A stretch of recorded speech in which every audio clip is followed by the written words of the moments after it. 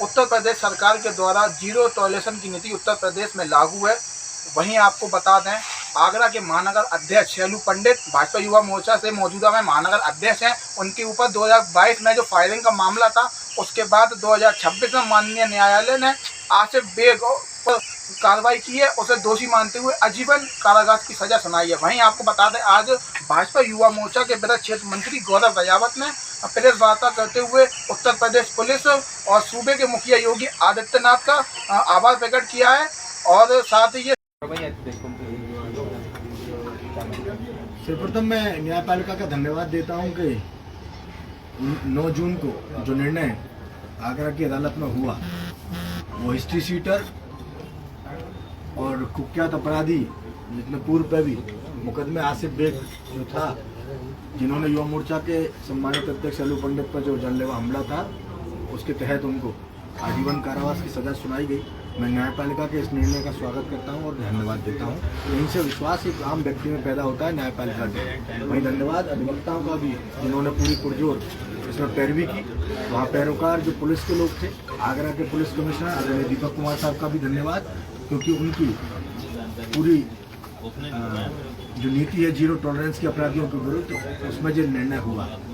वहीं इसके साथ साथ 2022 में एक मुकदमा 29/9/2022 को लिखा गया था मेरे विरुद्ध बोर्ड की जमीन घेरने का या कुछ करने का, उसमें भी पुलिस द्वारा एफआईआर की गई है। और पूर्व में भी जितने मुकदमे लिखे गए राजनीतिक षड्यंत्रों के कारण और छवि को धूमिल करने के कारण, पूर्व में 4 मुकदमों में भी दोष मुक्त आगरा के न्यायालय में शैलू पंडित और 2 मुकदमों में भी हूँ वो किया गया।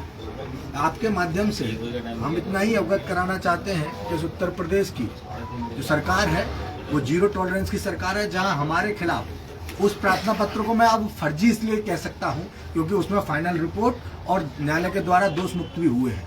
और एक मुकदमा जो हमारे द्वारा लिखाया गया था, उसमें हिस्ट्री शीटर को आजीवन कारावास हुआ है।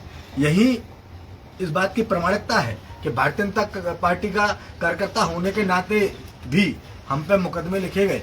एक झूठी एप्लीकेशन पुलिस को मिलती है, लेकिन पुलिस उसे तुरंत कार्रवाई करते हुए हम पे एप्लीकेशन लिखती है, लेकिन वो झूठा तब साबित होता है न्यायपालिका के माध्यम से और पुलिस की फाइनल रिपोर्ट के माध्यम से। इसीलिए हम सबको आज आपके समक्ष उपस्थित होकर आपको ये बात बताने में भी हर्ष हो रहा है, क्योंकि आगरा की न्यायपालिका, उत्तर प्रदेश की वो सरकार और उत्तर प्रदेश की कानून व्यवस्था और आगरा की सम्मानित पुलिस, जिसके नेतृत्व दीपक कुमार साहब कर रहे हैं, उनके नेतृत्व में जीरो टॉलरेंस के साथ साथ अपराधियों पर अंकुश और अपराधियों का स्थान जेल में सुनिश्चित किया गया है। वहीं मैं एक बात आप सबके माध्यम से कह रहा हूं कि राजनीतिक कार्यकर्ता होने के नाते कुछ लोग कुचक्र और षड्यंत्र रचते हैं, और षड्यंत्र के माध्यम से ही ये मुकदमे जितने भी मैं आपके सामने बता रहा हूँ, ये वो एफआईआर है जिनको मैं आपको दिखा रहा हूँ। ये एफआईआर लगी है, ये जो पेपर्स है ये दोष मुक्त के हैं, ये कोर्ट के ऑर्डर से। और ये कोर्ट के ऑर्डर तब है जब ये न्यायपालिका सुदृढ़ तरीके से, स्वच्छ तरीके से निर्णय को देती है। वहीं उस व्यक्ति के भाई, जिसका नाम शाहिद बेग है, जो हिस्ट्री शीटर है, उसी दिन उसी प्रांगण में जान से मारने की धमकी दी गई। तत्काल प्रभाव से पुलिस ने संज्ञान में लिया और मुकदमा लिख के कार्रवाई उस पर की जा रही है।